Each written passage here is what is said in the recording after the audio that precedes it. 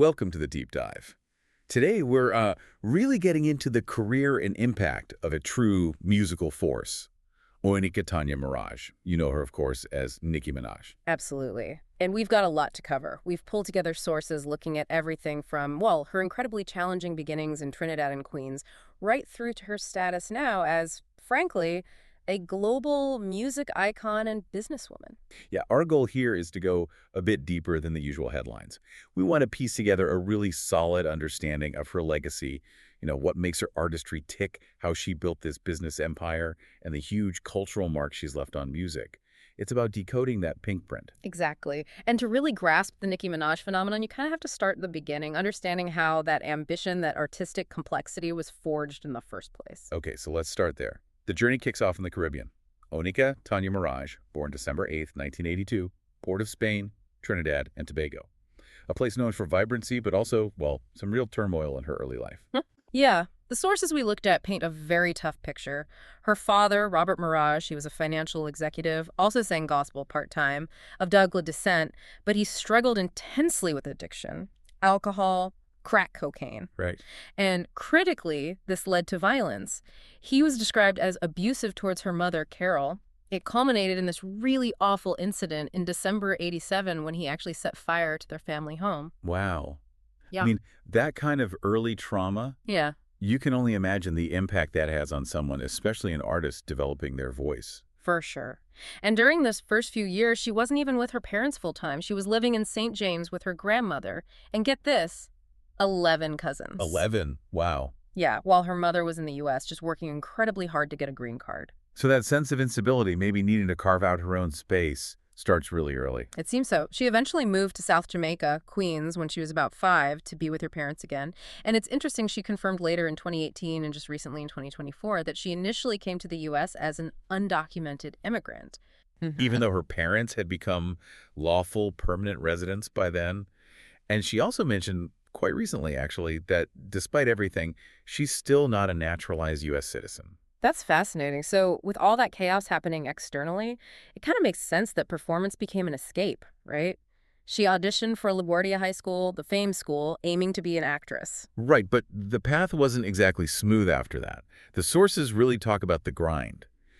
Before any kind of success, she was cycling through jobs, fired from, apparently, at least 15 jobs. 15. Yeah, mostly for, let's say, discourtesy to customers. That famous Red Lobster job in the Bronx is one of them. Right, I remember hearing about that. She also did customer service, office management, even worked on Wall Street for a bit, just trying to make ends meet while figuring things out. And that same persistence shows up in her early music career. She started rapping in the early 2000s, was part of a group called Hood Stars for a couple of years. But there's this really key moment before any major deal happened. Yes, and this, I think, is crucial for understanding her whole approach to business later on. She was offered a record deal early, but the label wanted her to use a ghostwriter. Yeah. And she refused, flat out. Even though, as Brian George from Full Force apparently noted, she was broke and hungry, she insisted she would always write her own songs. This is foundational, isn't it? Establishing that creative control right from the jump, non-negotiable. She's a writer, period. Exactly. It sets the tone for everything that follows. Her discovery story is kind of classic early internet uploading music to MySpace. Right. Led to a short deal with Dirty Money Entertainment in 2006, and that's apparently when Nicki Minaj became Nicki Minaj. The label owner thought Minaj fit her nasty flow. Okay, so the name itself had that edge from the start. But the real artistic foundation, you could argue, was built during the mixtape era. Oh, absolutely. Playtime is over in '07, Sucker Free in '08, and then Beam Me Up Scotty in 2009. That one actually made it onto the Billboard Hot Rap Songs chart. So the industry was already noticing her before Young Money. And how did that Young Money connection happen? Lil Wayne saw her on this underground rap DVD series, the Come Up Volume Ullin, that got his attention, and boom, she signed with Young Money in late August 2009. Okay, this is where we have to pause. The deal itself. She secured her 360 rights. Can you break down why that was such a massive, almost revolutionary move for a new artist signing to a powerhouse label like Young Money back then? It's absolutely critical. So normally a 360 deal, which became common, means the label puts up the money, invests in the artist, right? Hmm. But in return, they get a piece of everything, not just record sales. Touring, merch, endorsements, publishing, the whole 360 degrees of the artist's income. So the label controls, or at least gets a cut of, the entire brand. Pretty much. But Nicki, or her team, flipped that. By securing her 360 rights, she kept control over all those other income streams, the merchandise, the endorsements, the touring money, the publishing. Young Money handled the records, but she controlled the brand empire. So right from the start, she wasn't just an artist signing a deal. She was positioning herself as a business owner. Precisely. It set her up for incredible financial independence and control down the line. Just a genius move, really. Okay, so the business side is locked down, and then her career just takes off. 2010 was all about the features, right? She was everywhere. She absolutely was. She became, as one source controversially put it at the time, the go-to girl for artists who wanted to add some skank to their tracks without sullying themselves. Basically, her name on a track guaranteed buzz. And that translated into chart history pretty fast. First female solo artist ever to have 7 singles on the Billboard Hot 100 at the same time. Yeah, it's wild, that level of saturation before her own debut album even dropped. Just incredible momentum. But was there one moment that shifted her from hot feature artist to potential superstar in the eyes of the industry? Without a doubt, it was her verse on Kanye West's Monster. Ah, yes, that verse is legendary. The critical reaction was just unanimous, wasn't it? It really was something else. Complex magazine called it the best rap verse of the previous 5 years. Sean Fennessy at the Village Voice said it was the moment that announced Minaj's brilliance to everyone. Right. The consensus was clear. She was top-tier talent. She wasn't just a female rapper. She was a rapper, period, who could hang with the absolute best in the game. It kind of obliterated those gendered distinctions on the track. And didn't Kanye himself almost cut it because it was too good? Worried it would overshadow them. That's the story, yeah.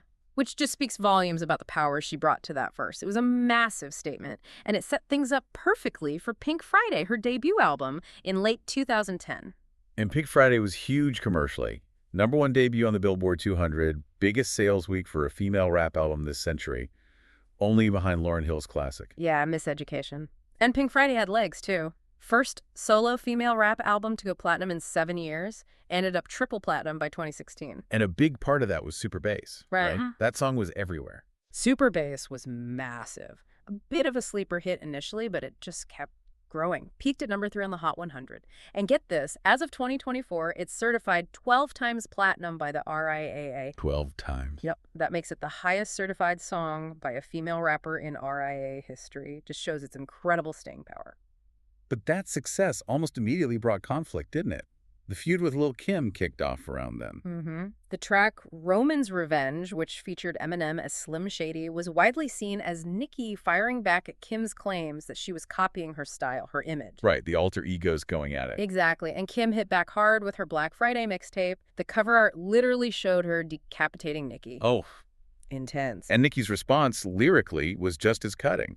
That line about Kim having to sell your album on PayPal, it showed that these feuds weren't just about lyrics, they were often about business, status, financial success, too. That became a recurring theme. So that intensity carries over into the next era, 2012, 2013, with Pink Friday, Roman Reloaded.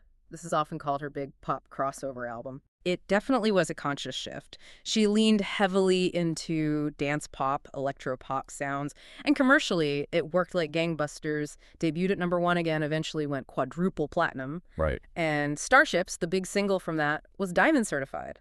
5th best-selling single in the world in 2012. Huge numbers. But that pop move caused some friction, didn't it? Within the hip-hop community specifically. Oh, yeah.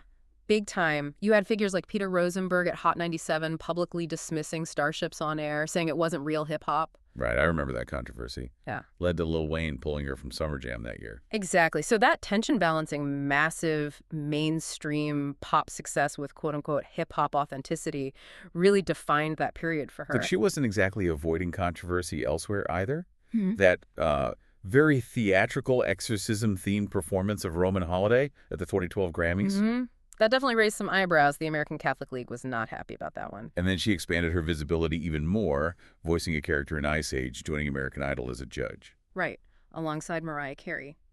And those on-set clashes became huge news, driving ratings through the roof. She was constantly in the spotlight. So after that big pop moment, we get to the Pink Print era, 2014 to 2017. And the narrative here was very much about her returning to her hip-hop roots, getting more personal.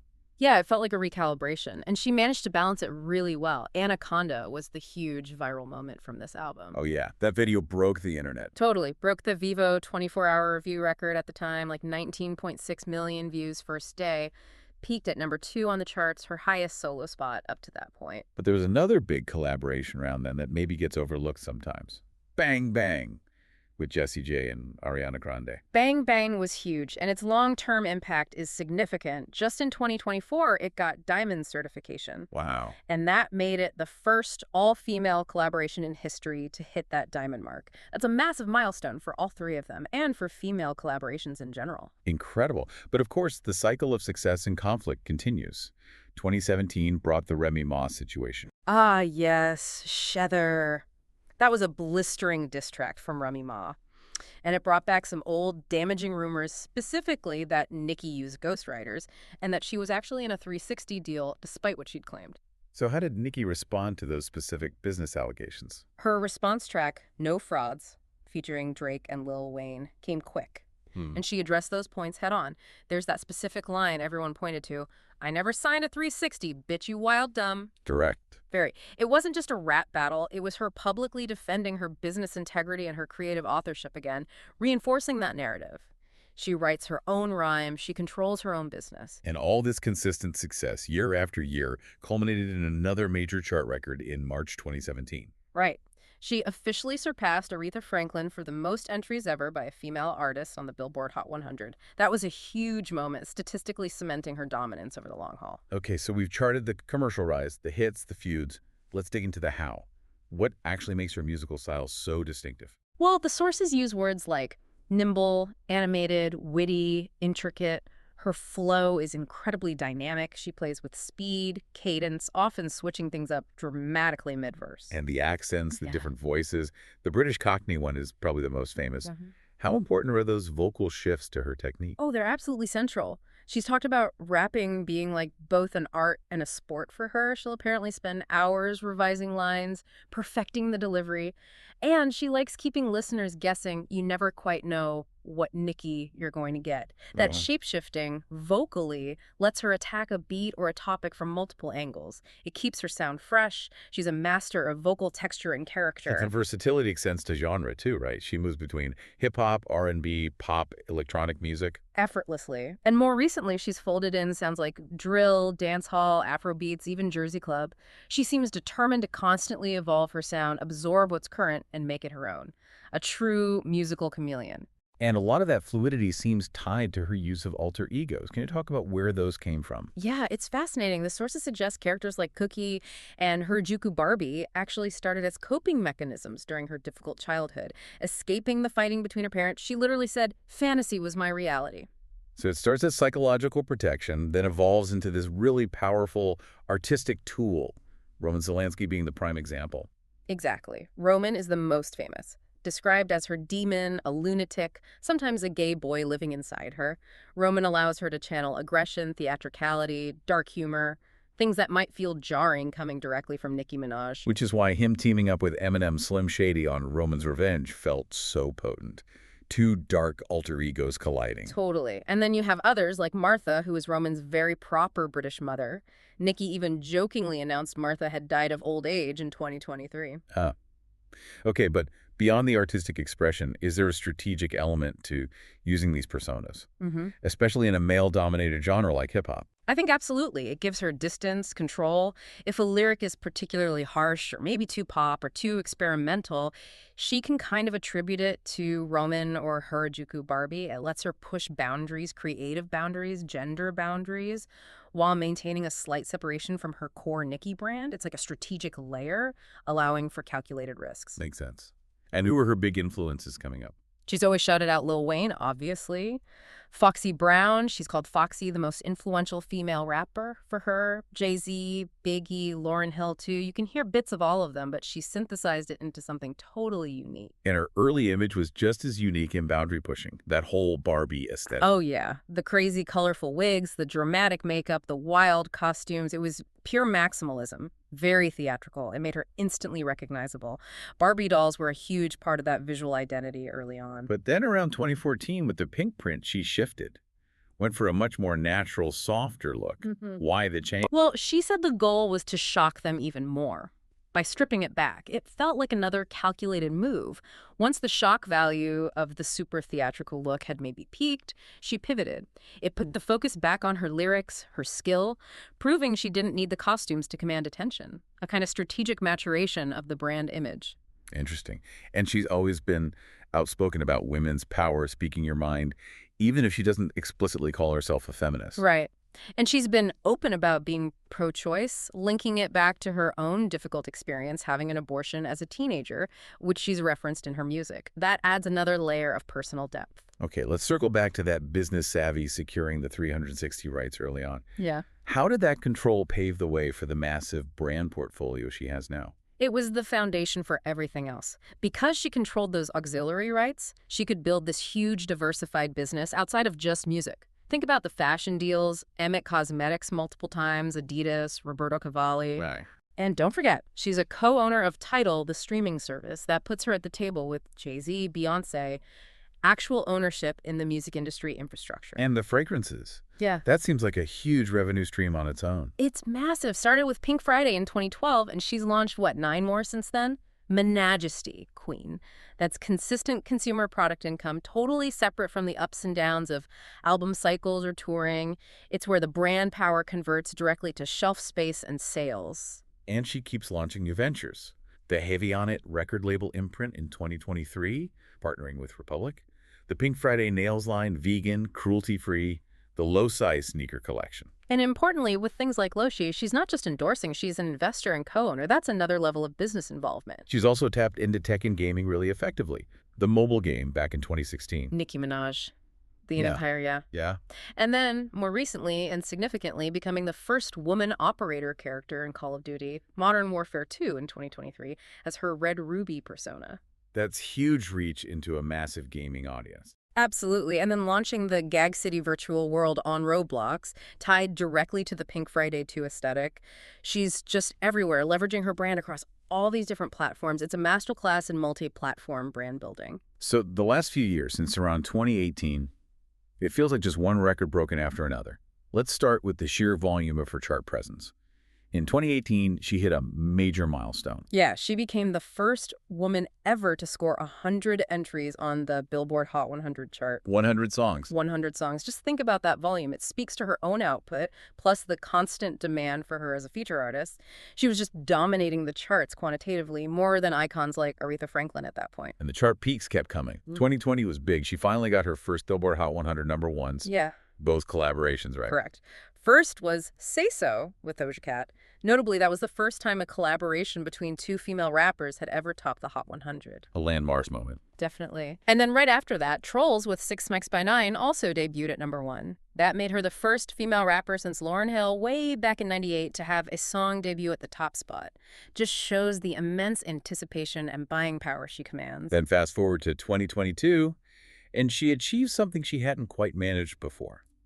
A solo #1 single in the U.S. Super Freaky Girl, sampling Rick James, of course.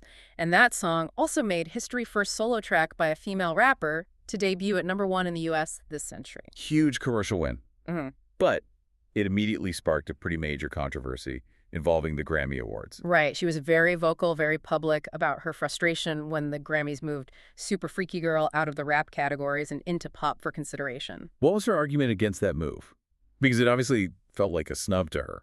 Well, her point was basically about consistency and, well, fairness. She argued the song, built on a classic funk sample delivered entirely through rap verses, should be considered rap. Her claim publicly was that this was part of a bigger corporate agenda, essentially manipulating categories to maybe favor newer artists over established veterans like herself. And how did she argue it was unfair, specifically? She pointed to other songs, like Lotto's Big Energy, which had a similar pop-leaning vibe, same producer even, but that song stayed in the rap category. Her argument was, if Super Freaky Girl is pop because it's huge and has crossover appeal, then shouldn't all similar songs be treated the same way?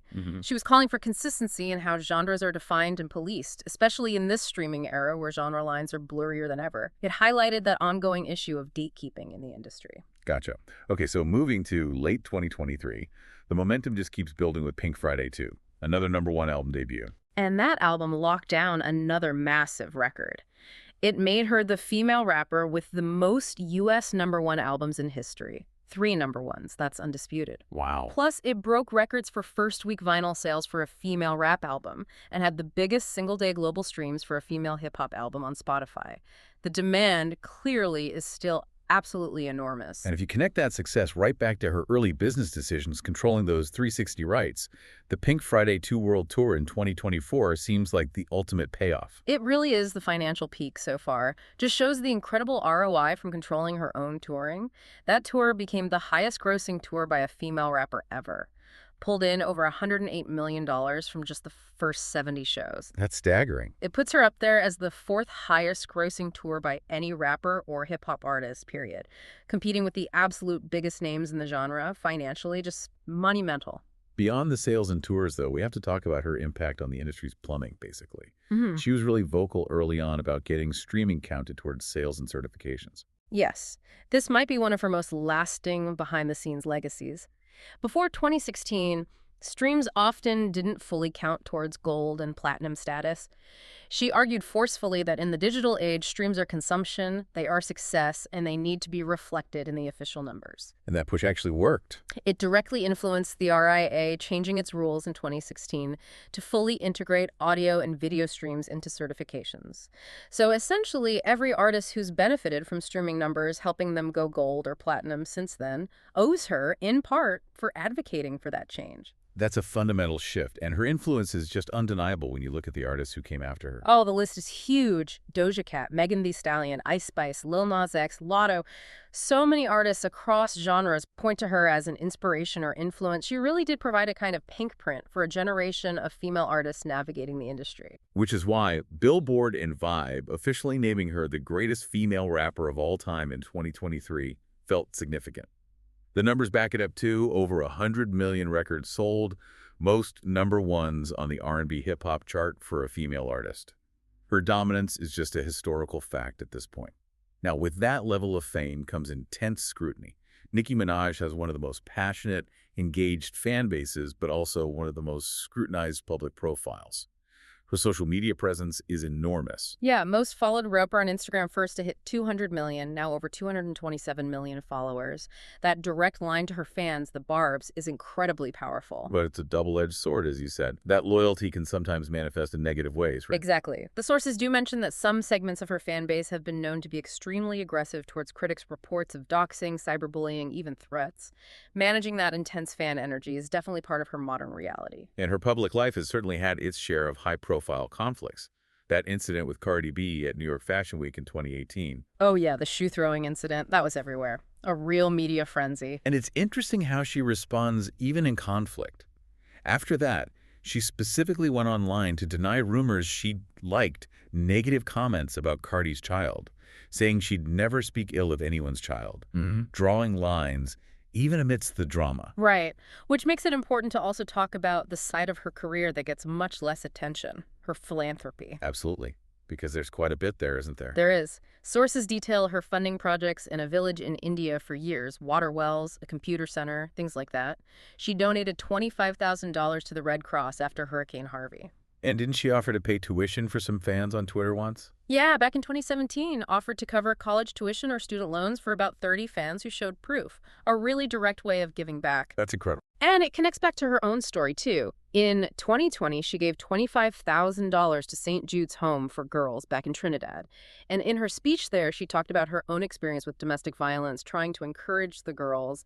It shows that connection between her past and her wanting to help now. She's also taken stands on bigger issues. pulling out of that Saudi Arabia concert in 2019. Right after activists raised concerns, she released a statement supporting women's rights, LGBTQ rights, freedom of expression, using her platform in that way. Okay, and finally, just for a complete picture, we need to touch on some of the personal and legal context around her life recently.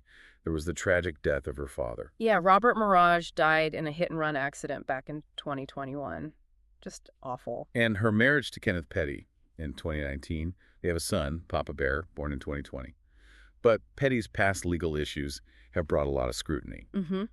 Specifically, his 1995 conviction for attempted rape when he was a teenager. That history led to legal trouble when he didn't register as a sex offender correctly after moving to California.